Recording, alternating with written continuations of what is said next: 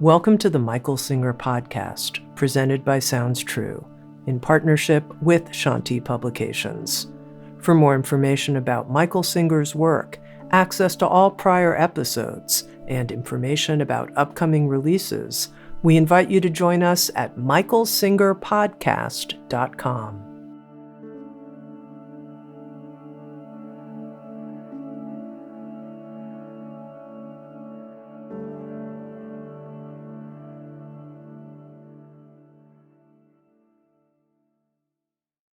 Jai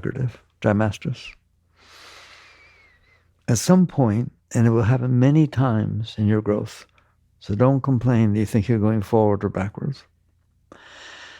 You're going to end up stepping back, at least for a moment, and looking at the absurdity that's going on inside your mind.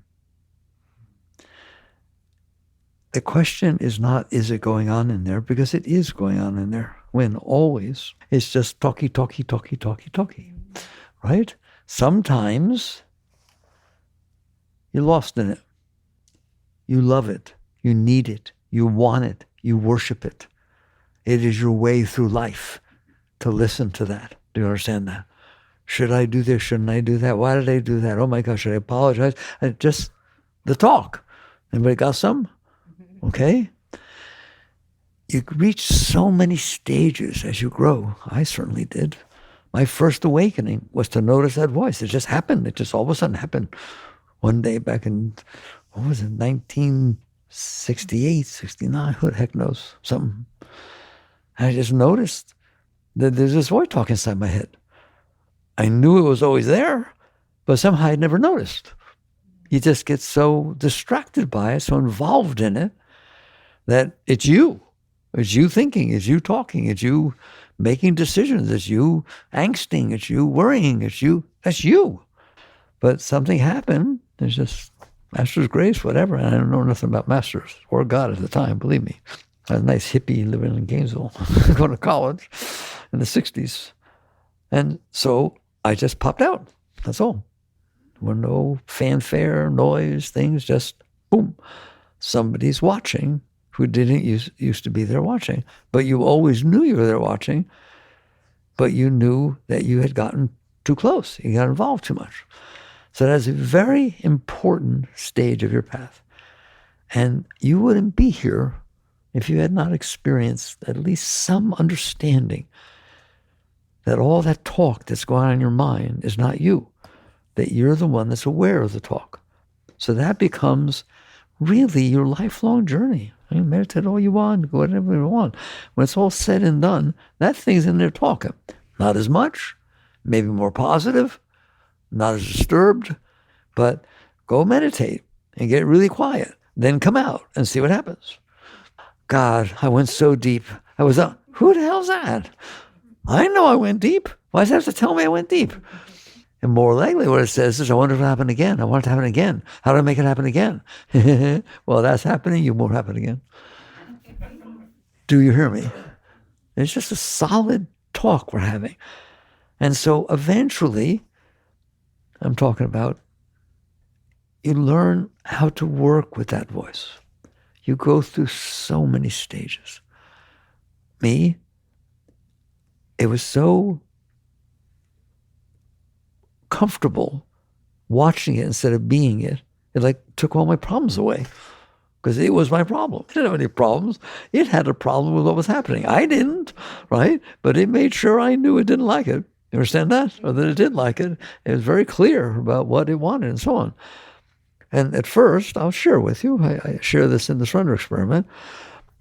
I was very serious about this, right at the beginning. That thing's got to shut up. That's what has to happen. I was rational. There was no reason for it to be talking. I already experienced what it was talking about. Why don't I just deal with the experience I'm having? Why do I need it to tell me, oh, I don't like what she said. I really don't like what she said. I know I don't like what she said because I'm in here and I noticed it. Why don't you just shut up? Ever feel that way about it? Okay, well, I'm here to share with you. 55 years later, at least. Maybe more. Okay? And so it was all about shutting it up. I want that thing to shut up, period. I mean, it was passion. I want that thing to shut up. I don't care what it takes or what it is. Well, what you don't realize is if you're trying to shut it up, you're suppressing it, period. There is no trying to shut it up without pushing it away. And that is a stage in your journey. You can push it away. You can make it not be making the noise. But that is very shallow in your path. You're going to find out that cannot possibly work. Why? Because there's a reason. There's a big, great breakthrough. There's a reason that it's talking. And if you push away the reason instead of deal with the reason, it's not going to stop. It'll come back up in your dreams. It'll all of a sudden come back up because somebody does something that's beyond what you could handle. Oh, I thought I was doing well, but then when she... Do you understand that? When my dog died, or when this happened or that happened, or when I got sick, I was in the hospital, that was it. It just couldn't handle that. It just talked about it, doesn't like it, it's not fair, it's not just, and it has something to say about it. And it's very hard to make it shut up when it wants to talk, okay? But the act of trying to make it shut up is suppression. I don't care what you want to call it. There's meditation, but meditation is a lot deeper than that. Mine wasn't. Mine was push this away and make it shut up, and I got very deep. But I got deep by pushing it down. And eventually you realize it's coming back up. There's a reason it's talking. And unless you deal with that reason, you're going to struggle with it. You may have some deep spiritual experiences, but I'm telling you, you're not staying there. There's no way you're staying there. What did Christ say? Don't build your house on sand. That's what you just did. You built your spiritual state by pushing away the party that you think is not spiritual. It doesn't go away. In truth, it just builds down there. It gets worse. That is not a spiritual path. Suppression is not a spiritual path. It may be that event has taken place and you're really suffering or getting weird about it, and you need to push it down. You need to get some space. You need to breathe a little bit. Okay, that happens at various times in your path. But a wise person knows that is not the answer. That's not real. That's a temporary situation of being able to stay above it, staying clear enough to let it settle down a little bit, but then you need to come back and deal with it. You can't sit there and say, just don't talk about that subject and I'll be okay. You got some of those? Okay? It's a sensitive subject. Why is there a sensitive subject? Life doesn't seem to care. It does whatever it wants. It has storms and hurricanes and comes up with the sun, with all the houses blown away. The sun comes up the next day. Hi, you're back. So what are you doing? Saying that if you push it away, it goes away, or shouldn't? My favorite is this. It's not my fault that voice was talking. It shouldn't have happened. That was wrong. It shouldn't have happened. Can we discuss that? All right. Wait a minute. It actually happened, or you wouldn't be talking about it. And that voice wouldn't be talking about it. Do you understand that? It happened. So what do you mean it shouldn't have happened? You want to talk about mind, the absurdity of mind's value system and judgments? It happened. Why did it happen? Because it happened. How's that? It's very zen. The water's blue, the grass is green, and the flowers are red. That's a great Zen master. You'd come in to see them to go through their diksha, whatever it's called, right? And you sit down and they say that to you. Gotta go home. What are you talking about? Go home. You didn't teach me anything. Well, yeah, I did. Flowers are red, water's blue, grass is green. That's just the way it is, isn't it? But I don't want it to be that way. Whoa. Who did that? Where'd that come from? Who are you? Things are what they are. The things that happen, happen. I'm not talking about, don't get weird, I'm not talking about that you can't affect them in the future, but you can affect them in the past. There's no one that has ever changed the past, ever. So to sit there and say that shouldn't have happened, that's just fuel for suffering. That's fuel for making the voice talk. I'll prove it to you, it shouldn't happen. You don't understand. Okay, you want me to listen? I'll listen, but it still happened. And your value judgment about it, that it shouldn't have happened or should have happened, oh no, she should have gone with me, not him. She would love me much more. I can't believe she went with him. Okay, have fun, because you won't. So this concept of should have and shouldn't have, at some point when you step back, as part of your growth, you say, whoa, is that where a lot of this is coming from?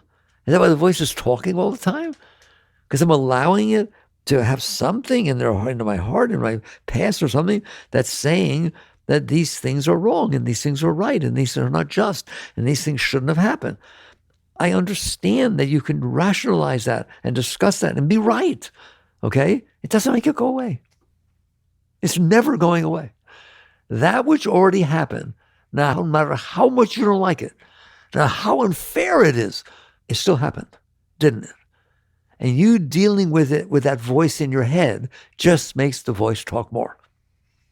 That's what it talks about. It talks about the fact that I didn't want that to happen. It talks about the fact that that wasn't fair. I don't want to get sick. Wait, I don't want to die. Okay, have a little discussion with your mind about that because you're going to die. Right or wrong. All right? You get to some deep stuff really quickly. And what we're talking about, again, is it's not about suppressing the discussion.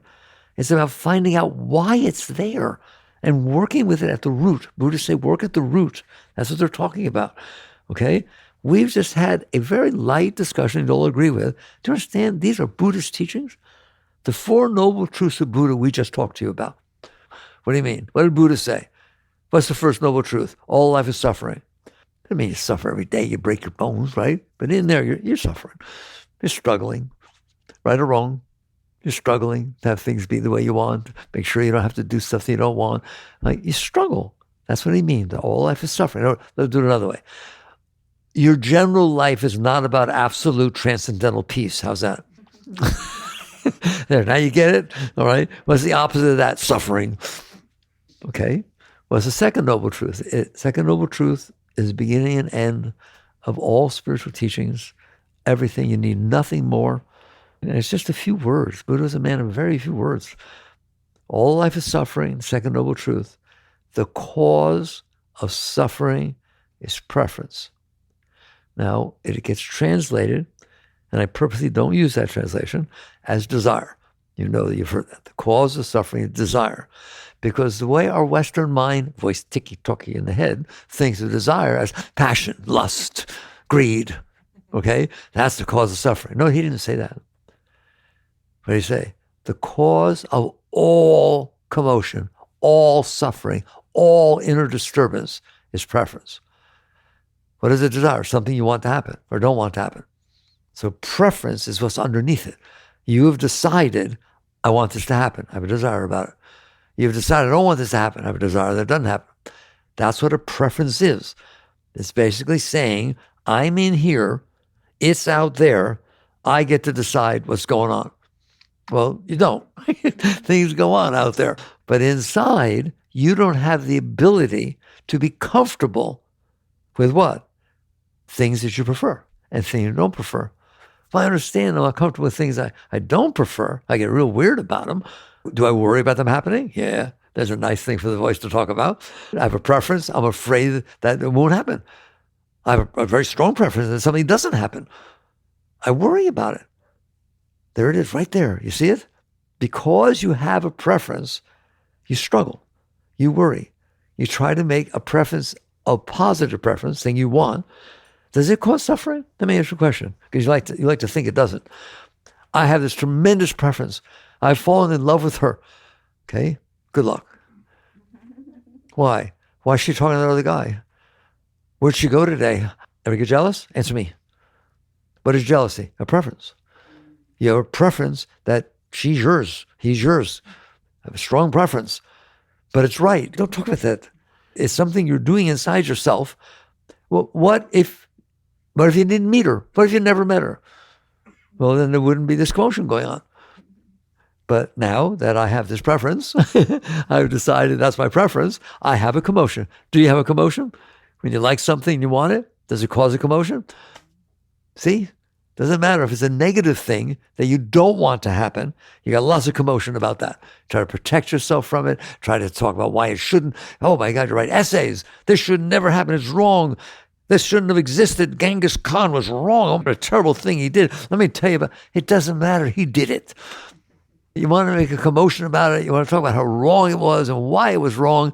Have fun, because it doesn't change what happened. It's like things are what they are. But if you sit there and you never heard of Genghis Khan, are you bothered by it? No. What if you sit there and you think that it's fascinating what happened in the past. You're a pure historian, no judgment, no value, nothing, just, wow, look what happened. Then it's fascinating. You don't have a preference that it didn't happen or that it happens again. You did not develop within your mind, because it's all mind, talkie. You did not develop within your mind this system that said, this is what I want to happen or I don't want to happen, and I'm judging what happens or even happened against my system. That's what a preference is. Something you made up. Life does not have preferences. Life just happens. You get sick. You get married. You get divorced. Things happen. You end up with twins. Why? Because you ended up with twins. Okay? Everything happens. It just happens. Have you noticed life happens? We can't notice that life happens because we want to dictate what is supposed to happen. And they teach you that now. How you should attract to yourself what you want. How do I keep away what I don't want? How do I get what I want? You know who told you what you want, what you don't want? Your mind. I guarantee you that voice inside your head told you this is what I want, this is what I don't want. I teach you, it's the sum of your learned experiences. You've had experience in the past. Some of them felt good. Some of them felt bad. I wonder which ones you want. No question about it, is it? But she wants something different, and she wants something different. And tomorrow you want something different. You learn one more thing, and all of a sudden your preferences change. It's just mind. It's just something you're making up in your mind. Okay? And then what you're doing is projecting it out into reality, and reality doesn't behave, does it? Have you noticed? Why is it raining on my birthday? I had lots of days to rain. Why do I have to rain on my birthday? It doesn't know it's your birthday, does it? How dare you suffer over something stupid like that? And what you'll notice is you do. And that's all part of dealing with that voice in your head that's talking, right? Because like I said, periodically, I hope you pop out. And you notice, I'm listening to that. That's kind of crazy. I watched a TV show and he's talking about it for the next 3 days. Give me a break. It's a TV show or a movie. It's sci-fi. I don't know. Why are you talking about that? And the answer is because you're not comfortable in there. And you're taking things that happen and either saying, oh, I wish this would happen so you'll be more comfortable, or I hope this doesn't happen, about a movie, about some stupid book you read. It talks in there, doesn't it? I'm trying to show you how that talk inside your head is. It just talks all the time. And what you do with it is you buy into it. Why? Because it's telling you that if you listen to it, it can be better. It is obviously the problem itself telling you the solution. Well, if he didn't do that, or if I make sure that I watch to see that they're not cheating on me, or that this problem is a thing, and if I'm getting old and I don't like the old lines, I can do things, which is fine. Anything you do is fine. But I want you to notice where you got that from. You saw an article in a paper or somebody else did something to her, and that voice talking to you about it. And if you don't do it, you suffer. So Buddha's teaching that the cause of all, ooh, boy, that's a big word. The cause of all suffering is preference. I don't want to die, preference. I don't want to get old, preference. I want to keep looking young when I'm old, preference. Just something you made up in your head, and now reality is going to challenge you for the rest of your life, all the time. So Buddhist teaching, that's pretty amazing. In one line, the cause of all suffering. I don't want to get sick. You don't have to try to get sick. You don't have to want to get sick, right? But sometimes you're going to get sick. I don't want to go to the hospital. Sometimes you'll end up in the hospital. Is that okay? Is it okay? It better be. Because the alternative is not only in the hospital, but you're not okay being in the hospital. That's just that voice in your head. You can go into the hospital and have a fascinating experience. You meet the nurses and the doctors and MRI machines and all these different stuff and learn the latest stuff. You can have a good time with anything if you don't resist. If you don't have a preference that it not exist, when it already does by definition, does anybody see the reality we're talking about? You are in there. You notice that garbage is going on in there. You just buy into it. And so basically, and then by the way, the Buddhist third noble truth. Like I say, he's a very simple guy. All life is suffering. Cause of suffering is preference, desire. To end suffering, stop it. It literally says, third noble truth, to end suffering and desire. Well, maybe you'd like to tell me how to do that. Maybe that's the fourth noble truth. It is the Eightfold Path, all right, which is just a particular path of how to work with that. And we're working with that right here by talking about it, okay? So have you at least gotten to the point to understand that voice in your head's a problem? It doesn't mean if you have intellectual thoughts, I need to write an essay, I need to build something, I need to do something. Mind is a beautiful thing. It's not like getting rid of your mind. It's not using a portion of your mind to build a personal self, to build these thought patterns that are about I, me, and mine. Otherwise, it's okay. Study the stars. Study anything you want. Study medicine. Yes, learn, grow, use your intellectual mind, but not to try and define what you want and what you don't want and how to get it. That's what's called the personal mind. See the difference? That's a big difference. And I'll tell you, 99% of everything your voice says inside your head all day is about you. What do you want? What do you not want? Your past. Everybody think about the past at all? Anybody think about the future? Well, they don't exist yet. But you think about it, okay? I'll tell you something. These things, there's like revelations that happen inside by themselves over time. So, for example, every one of you have a dream about the future. What you want to happen, what you don't want to happen. Do you understand that? Okay? Do you understand the future has not happened yet? So anything you think about the future, you made up. You made it up. Well, why did you make up? I'm afraid. I'm afraid in the future I'll get sick. Why did you do that? Why don't you just make up, I'll be happy? Because your past experiences project themselves into your future. I'm going to repeat that.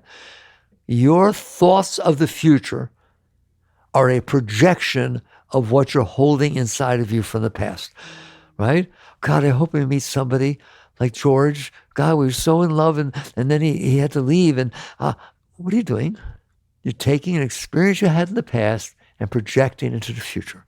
And you make up your future. Did you ever think about that? Come on, let's talk. Where else do you get it from? A book I read? Sure, that's your past projected into the future. Okay? Whew, take a breath. Why am I talking about all of this? Because that voice does not have to be a problem. And by learning why it's doing what it's doing, wait till you see how fast you grow. It's not about shutting it up. It is not about shutting it up. Because you do your little retreat and do it, which is good. Do that by all means. I guarantee you it's going to start talking again about the same stuff it talked about before you went to the retreat. And then what we'll talk about then, I can't believe I went to a 2-week retreat and it's still talking. That's it talking about the 2-week stupid retreat and feeling guilty. You hear me? Having problems. All right. So now let's get down to business. Can it become quiet in there? Yes. Is there a natural quiet? Is there a natural quiet that you don't have to do anything? It's not a struggle. It's not a fight. Can it naturally become quiet? You know, my guru, they said, I never met him, they said that he would get on a train. He was he came over in the 20s, 20, 30, 40, that kind of thing. So they took trains. And he would sit down on the train at his seat on a 2 or 3 hour train ride. And the conductor would keep walking by, and you're going to be sitting there, hands folded, not sleeping, just sitting there with a beautiful glow of peace across his face.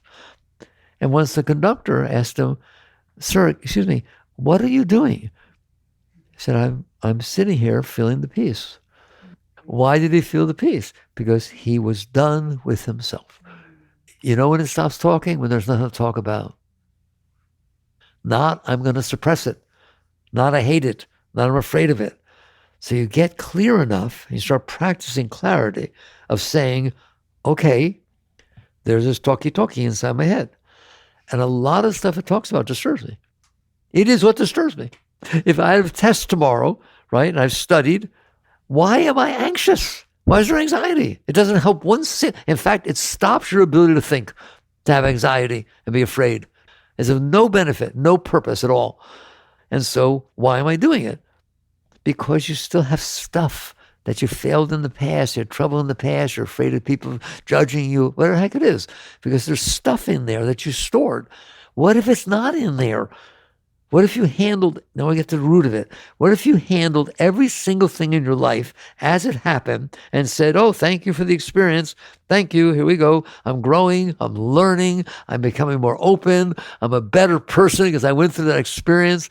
You stole from me and you took this away, right? And I got so involved and so commoded and all this kind of stuff going on in there. And eventually over time, I realized it has nothing to do with me inside. It was something that happened outside. And you start letting go and you start saying, I can handle things. That's the key to that voice being quiet. If you say, I can't handle this, wait till you see how much it talks. It will talk that I can't handle it. It will try to figure out how to handle it. It will judge everybody else because it happened. It will not stop talking about it. But if you can handle it, if you can sit there and say, all right, that's what happened. And every life some rain must fall. And I'm okay. I'm okay inside. It'll work out. I'm fine. Then it doesn't talk. It just lets things unfold. It lets things be as they are. So can you imagine if everything unfolded in front of you, your reaction is, I'm okay with that. I can deal with it. I'll be okay. How would you like to have it say that in there? I can handle this. I can handle this. I can handle this. I would love that that went on inside your head. Instead, I can't handle this. Oh my God, this is terrible. What am I going to do? I can handle it. I'll be okay. I would like to have it say that to you. I'll be okay. I'll just handle it. Everything comes and goes, doesn't it? It all passes with time. Nothing didn't pass with time. It all passed with time. Oh, it's okay. It'll work out. I'm fine. You call it positive thinking. That's okay. What you've done at that point is train the voice to be uplifting. But you can't do that if you've got garbage in there. That's what they call spiritual bypass. I like that lately. People are using this word. Basically what it says is, I'm not okay in here, but I'll make believe I am. Well, it makes you a nice neighbor. I hope you still live next to me and say hello in the morning when you're really suffering, but you put a smile on your face. Much more pleasant. It's very nice, right? But you miss something here. You need to work out what you got in there that's still disturbing you so that you can really be happy. You can really be positive. And so basically, you start understanding the reality, which is, it takes time. Every single thing that is going on inside your mind, listen to me, every single one of those personal mind, not intellectual, but your personal mind, all the stuff about I, me, mine, like, dislike, right, is actually emanating from the root of your heart. You have stored stuff that has bothered you or turned you on in the past, and you either don't want it to happen again, you do want it to happen again. That's where it comes from, is you stored this down there. And I always teach deeply, as most of you understand Shakti, energy. There's energy inside of you, beautiful energy all the time, every single one of you. No matter what you ever did, it doesn't matter. Just throw karma out the window. I don't want you thinking like that. Anything you did that you can let go of, really let go of, and just realize, sure, I was young, and I'm sorry I've hurt somebody, right? That's the end of it. Hear me? If you can sit there and say, if it happened again, would you do the same thing? You know what you say? Of course not. Then you're done. What are you doing? Carrying this like a weight inside of you. If you learned from it and wouldn't do it again, it's like a child that's learning. Of course they fall off their bike. Of course they do all kinds of things. When you grow up and say, oh my God, I'm so embarrassed. You get to grow, don't you? You have the right to grow. And so when experiences happen in the past and you feel I could have done better, guilt is not the answer. You know what guilt does? It says I'm staying stuck there and letting it affect the rest of my life. That's what guilt does, isn't it? It's not like I was able to say inside, I have remorse. Yes, somebody got hurt, and I see that I could have handled it much better, but I wasn't clear enough then. I wasn't where I am now. You now have no right to judge who you were before. That's like a tennis player that gets real good at tennis, but every time they step out there and say, oh boy, was I bad. I don't know how I'm going to do good now. That's crazy. If you got better, you got better. Don't judge it. No guilt, no shame. Just gratitude for the right to grow. How's that? I'm grateful when you can take the worst experience that ever happened to you in your life and look back at it and say, wow, did I grow through that. That was one of the best growth experiences in my entire life. Thank God that happened. And thank God I had the teachings and the strength to work my way through it, so that now when I look back, it just says, well, it's just something I had to go through. I grew from it. Now, if you don't grow from it, but you suppress it and push it away and wish it didn't happen, and you're ashamed that it happened, if you face anybody, you get all weird, then you didn't grow.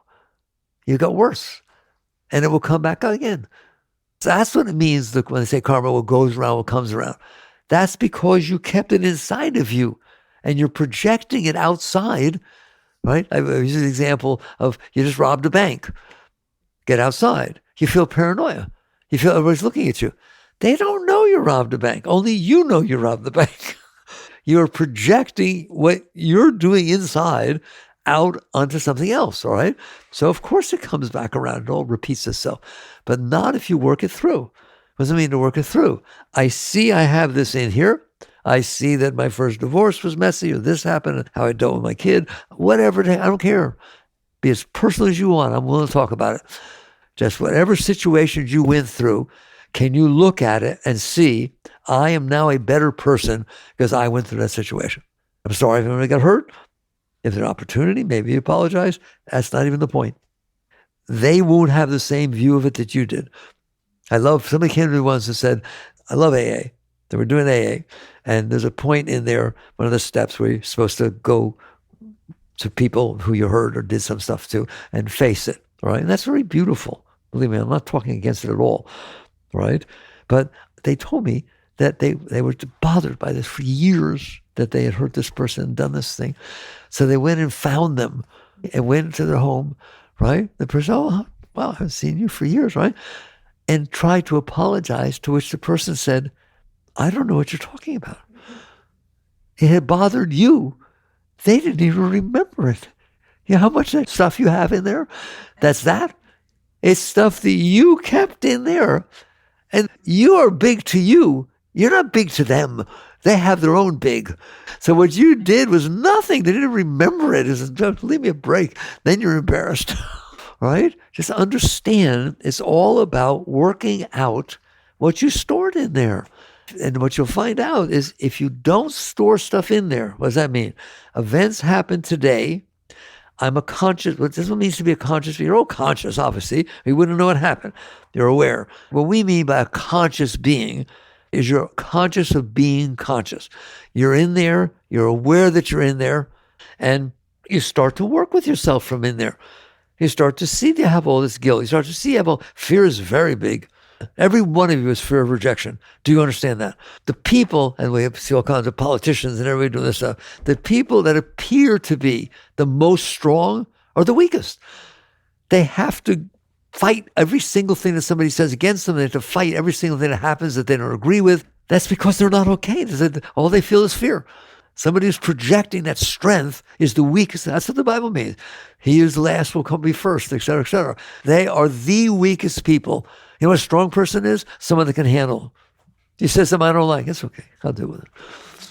Not, you won't pay for that.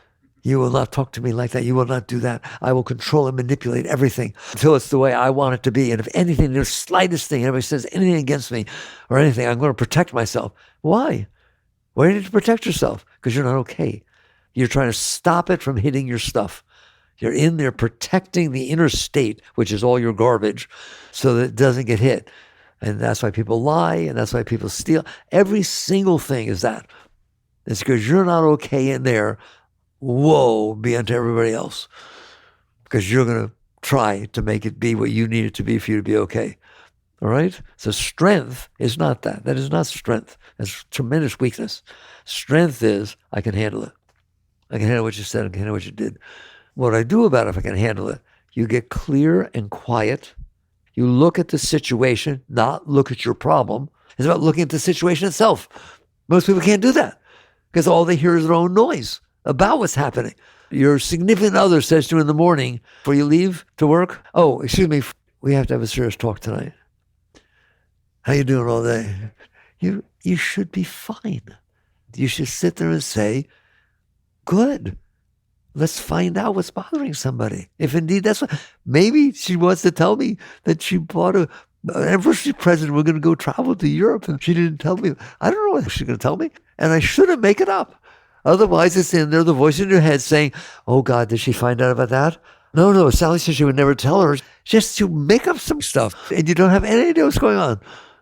Why do that? Because I can't handle anything. I can't handle the fact that I might get hurt. I can't handle the fact that, right? Why don't you just sit there and say, it takes time to get there. I will handle no matter what takes place.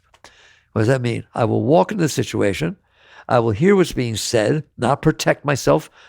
The minute the starts talking, I did not do that. That's not true. I told you I didn't mean that. I'm sorry. I didn't. Right away. You just have to push it away. Why? I can't handle it. Because I can't handle it. I'm afraid. Okay? As opposed to, I'm a conscious being, and a moment is unfolding in life. This person who I care about and love, I share my life with, wants to talk to me. Is that okay? No. It's not okay with me. I don't know what she wants to talk about. I didn't want to hear about it. You just be happy. And don't tell me in the morning before I go to work that you need to talk about something. I worried all day. Look at you. As opposed to, you go about your business. You'll find out what it is, won't you? You'll find out what it is, and you'll be fine. Well, what if she tells me that she's not happy with something I did? I will sit there, get quiet, and try to make sure I understand what she's saying. I want to listen to her. Not I want to stop her from saying it. Not I want to prove that I didn't do anything wrong, which is how we are, isn't it? It's called being defensive. Why are you defensive? Because I can't handle getting hurt. I can't handle this stuff. Imagine if you could handle it. Now, we're going to teach you how. But imagine if you could handle it and you walk in the situation clear and open, and somebody starts talking to you and you're actually listening. It's a novel thing. Not listening to your defense. Do you know that the majority of the time that somebody's talking to you, you're processing that in your mind, saying what you're going to say back? Wow. I'm sharing with you very deep stuff that you learn over time, right? So somebody sits there and says, well, you know, back then when you did this, and your mind from then, I said, well, I didn't mean that. She knew I didn't mean it. I told her. She's still talking to you, but you're listening to you. That's a real clue. Well, that's a non-starter, isn't it? You're not going to get anywhere with that. And so what if they're talking to you and you're listening? It can hurt. It can be uncomfortable. But that doesn't mean you're uncomfortable. It means you're noticing uncomfortable. You're noticing the tendency to defend yourself. But you're just relaxed behind it. You stay behind it, right? You understand why? Because defending yourself does not fix the situation. Obviously, this person's having a problem. Don't convince them they're not. Even if you're a real good convincer, when they walk away, I still have this problem. There's no way you're getting rid of the problem by talking. You can just talk them out of it, but you didn't talk out of why, what it hit down there that was bothering them. Do you understand that? So instead, you do your best to be open, you listen, and then you hear it, and then you look, and the following is the only thing that your mind says. Ready? How can I help? Not how can I make it go away so it doesn't disturb me. Not how can I manipulate the situation so that I win. How can I help? How can I literally help this person or this situation? And sometimes there's nothing you can do. And so be at peace with that. Understand that. Maybe time will help. And sometimes you realize I have been defending myself. I have been pushing away. And by listening to them, I may literally have it hit something inside of me that I didn't realize that's why my mind was saying what it was saying, because I had this stuff in here. And then literally in that moment, where do you see how close your relationship can get? If you can see in there, you're right. You're right. I do that. I've done that, right? I'm so sorry. Help me. Let's work with this together. Whoa. All of a sudden the love comes back. All of a sudden the openness comes back. But sitting in there listening to that voice talk is not going to do that for you. It does not have the answer because it's the problem. So how do you get there? It would be nice to get there, wouldn't it? So every single thing you're doing, everyone, you're just helping. You're here to help the situation, not help me. Because I can handle it, then how can I help the situation? All right? And so how do you do that? You notice the voice. Do not notice the voice. And now you're going to know something more because I've been talking about it. People write me that. It wasn't so loud before. Yes, it was. It was so loud, but you were standing there merged in it, so you didn't notice. Okay? So there it is. Now you see it. Good, good. What's the first thing you do when you see it acting up? Relax. No, yes. You have to be able to handle that voice is feeding you negativity or this or need or whatever it is. It's talking about the heart. It's just voicing the heart. The way I always saw it was go to the springs, Blue Springs or one of the springs, right? And you'll see, if you go diving in there, that there's a place that the spring is coming from, way down in the bottom. But when it comes up, it makes ripples on the top. That's what makes the ripples on the top. The ripples are nothing. They're just the result, the expression of the bottom of the spring. That's what that voice in your head is. That's everything I learned. I'm sharing with you. You have stuff in your heart. You have stuff that you stored in there that you're not okay with. It needs out. It doesn't stay stored in there nicely. And so it's trying to push its energy out, and it hits everything in there, and it comes up onto the surface as that voice in your head. That's why it talks about the past. That's why it projects the future. That's why it complains all the time. Every single thing is this thing deep down inside expressing itself. So don't get mad at your mind. That one of the great breakthrough points of my growth.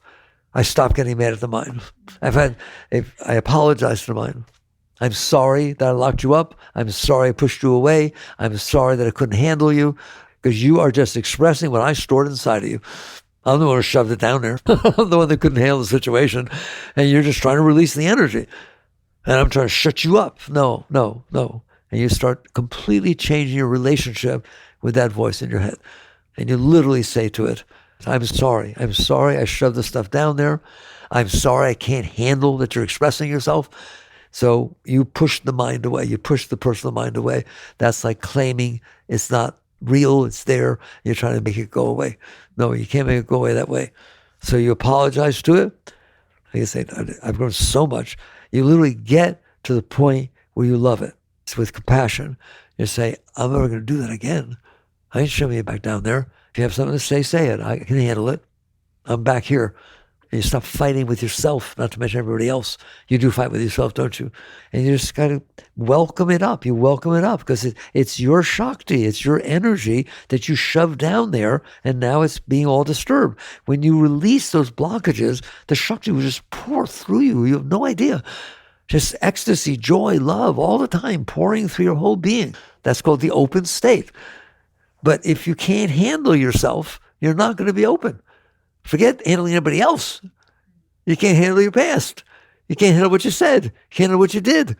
I always had, still have a little bit of it, all right? That if I'm having a conversation with somebody and I walk away, the conversation doesn't stop. I should have said this. Why did I say that? I hope I didn't bother them. Yes or no? Answer me. No, just me? Nobody has that? Okay? Because you can't handle anything. You're sure? You're afraid of getting hurt. You're afraid of hurting somebody. You're afraid of doing something wrong. And so it talks about that because that's the root of where it's coming from. So when you get to the point where you're dealing with your mind, not by fighting it, not by not liking it, not by blaming it, not by saying this is terrible, but by being able to step back and say, I am sorry that I've gone through my whole life not knowing that I shouldn't push you away. I shouldn't suppress, push away the stuff that bothered me. I should have learned to deal with it. And we'll talk about that in a minute. But it makes much more sense if I can deal with it. It rained on my birthday. Is that okay with you? Of course. The rain didn't know it was my birthday. I told you, go to the UF and study meteorology and show me which book talks about your birthday. Like, be a scientist. Don't just be lost in there. I welcome you to be scientists. And you're going to find out things are because there are. It's hot because it's hot. It's cold because it's cold. Can you handle it? Can you handle it? Can you handle it? And so you get to the point where you start looking at what you've done in there because you made a mess in there. And you know what I'm saying? Not you made it in guilt. It's not about guilt. It's about understanding if that stuff's in there, I put it in there. I'm the one that couldn't handle that my parents got divorced. I was the one that couldn't handle seemed like my father, like my sister better than me. I'm the one that couldn't handle that my first boyfriend or girlfriend broke up with me. I've always been scared from then on. I did that. You're in there. It's your will. You're the one that has the power to push that stuff down or let it go. Well, wait, let me ask you this. Who else is in there? Your mother? No. Your father? The priest? The rabbi? Nobody. You are the only one who lives in there. So if you made a mess, you made the mess.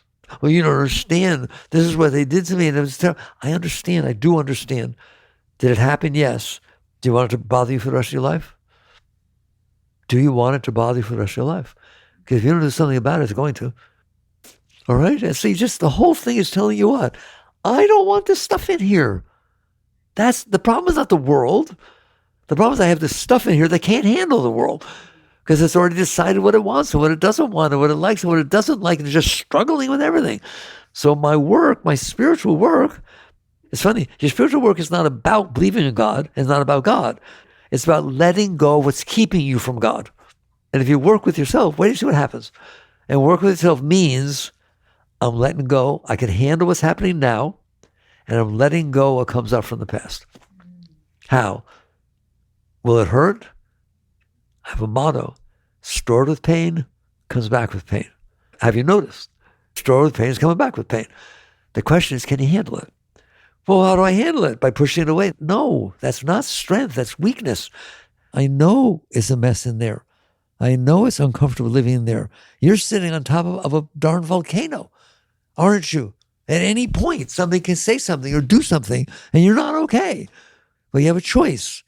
You either spend the rest of your life fighting everybody so that they don't do what you don't want to happen until you'll explode, or learn how to deal with the energy you've pent up inside so that it's not in there. That's called working with yourself, right? What was in the relationships are better. We were about to get divorced. Now we get along. So of course you do, because you were listening to you. You were listening to all that garbage in there expressing itself, and you learned how to work with it without suppressing it. All right, so how do you work with it? The most important thing is what I just said to you. You have to reach the point that you understand what's going on in there. And now, believe me, you heard this talk, you do. You stored stuff in there, did you not? And it's trying to come back up. It hides itself, dreams. The Jung talks about, expresses itself in symbology. It's amazing how brilliant that stuff is. You all know Jung, right? Studying psychology, right? What is that all about? It's yoga. It's basically saying you have this stuff in there. We call them some scars. It doesn't want to be in there. No more than bacteria wants to be in your body. There's an immune system that tries to throw it out. Your mind and your heart do not want that stuff in there. You shoved it on top of your beautiful energy. So now you can't feel it. And the deep thing's so beautiful to watch deep psychology, right? That sits there and says that expression hides itself in symbology. Like your brother died, your younger brother died, and really made a big impact on you and so on. Well, you don't dream about that because I don't want to think about it. So all of a sudden, there's a hawk that's flying, and it goes to its nest, and one of the birds falls out. Symbolism, it hides it so that you can handle it when it comes up. The mind is that brilliant. It's so much, just like your body is brilliant with the immune system. It's quite a system, isn't it? All the white corpuscles and all that kind of stuff, right? Your mind system is way more brilliant than your body's. And it does not want that stuff in there. And it finds ways to release it while you're asleep. That just blows my mind. It's just the Shakti is trying to push its way up so you can be filled with joy and love, and it has to hide itself. Otherwise, even when you're asleep, you can't handle it. You wake up with nightmares. Oh my God, I see my brother. No, you didn't thought of a little bird that fell out of a nest. And listen to me. So you just get to the point where you say, I don't want this stuff in here. I understand why it's in there, and I'm going to work with it. And eventually you love it. You just sit there and say, it's in there because I shoved it in there. It's not your fault. You talk to your lower self. The only reason your lower self is your lower self because you pushed it down there. There's only one self in there. There's just the self. But when the self can't handle what happened, it pushes it away and develops this mess in there, what you call the lower self. So you work with it. How do I work with it? I'll do it quickly. You start with the little stuff. You do not start with the big stuff. You can't handle the big stuff. What you start with is the simple little things in life that you bother yourself about for no reason. It's too hot. Oh my God, it's so hot. I don't even want to live in Florida. What are you doing? You're making a mess of your life. Examples I always use. They yell at me for using the same example. They're good examples. Anybody ever have a problem with the driver in front of them? They don't use their blinker. They stop and go. Their tail light doesn't work. They're driving 15 miles over the speed limit. What good is that doing? I'll do better. Has anyone ever talked to the driver in front of them? Well, you're wasting your time because they don't hear you. The only thing you're disturbing is yourself. It is not innocent. It is basically the disturbance trying to express itself based on the driver in front of you. Just pay attention of the commotion you are creating for no reason. So what do? Relax. That's what I found. The opposite of resistance is relaxation. And the inability to handle the driver, the heat, what somebody said, what somebody didn't say. I know what you meant that you didn't say, right? So you start letting go of that stuff. How? Relax through it. Just relax. When you feel a tendency to resist inside, fall back, relax, offer it up, do whatever you want. Just don't participate in the act of resistance, because that's how it got down there. You resisted what happened. It has nothing to do with right or wrong. It has to do with reality. Okay? Can you handle it? No. Well, then we need to learn to. So when you can't handle it, you push it away. That's called resistance. The energy came in, you resisted it with the power of will. That's what the power you have in there, right? You do have a power in there, don't you? You can do things and manipulate stuff, push away thoughts, and you have a tremendous power. It's called the power of will. You used it to push reality away when it came in. So it got stored in you. So the whole thing is about spiritual purification. Are you willing to purify the garbage you stored in there? And the way you store it is by not putting more in there, such as it's hot out, such as the driver in front of you, such as what somebody didn't say that you thought they really meant to say. Just relax. Just relax. That's how you work with it. And neat. They call working the root. I'm not fighting my thoughts.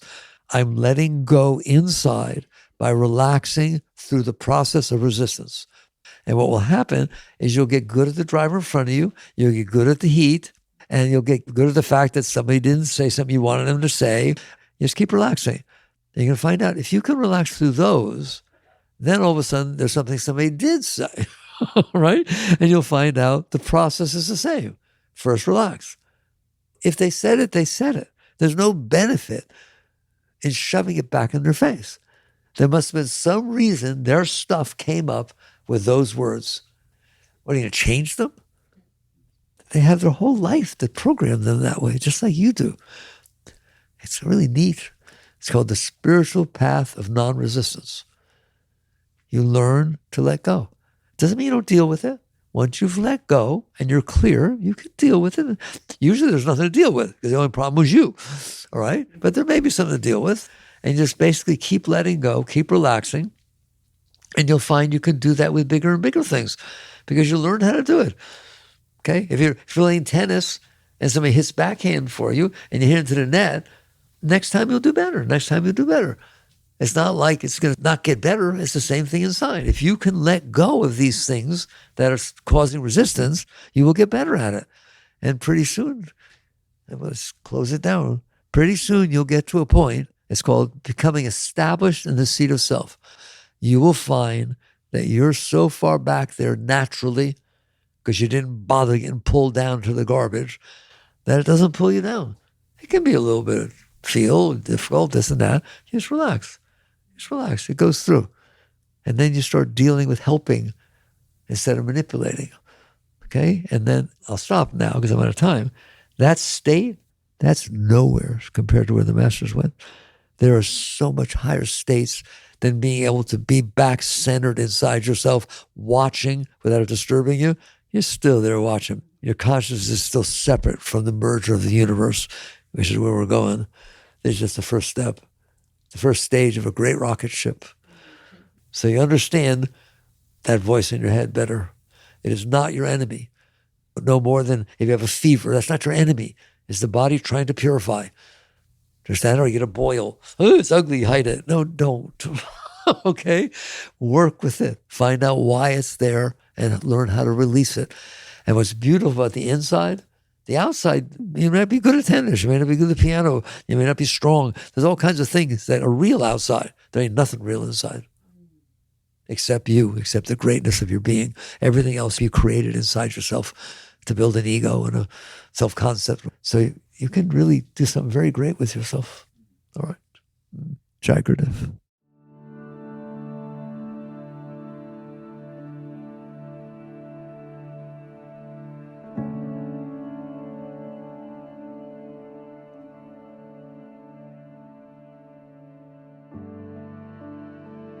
You've been listening to the Michael Singer Podcast, produced by Sounds True in partnership with Shanti Publications.